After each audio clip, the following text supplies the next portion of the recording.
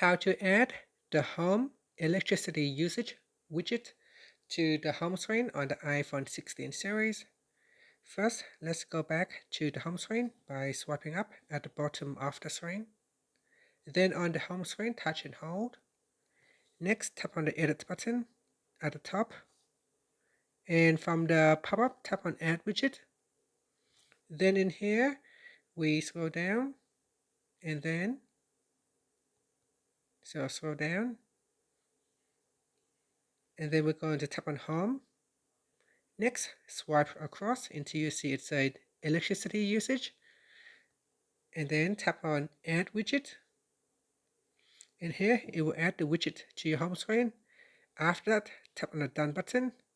Now it said here electricity usage is only available with a connected account. So here you can tap on it, and then it says when you use electricity matter. So in here, make sure that you have set up your home account so that it can get access to your electricity account.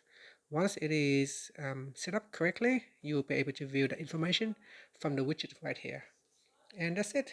Thank you for watching this video. Please like and subscribe to my channel for more videos.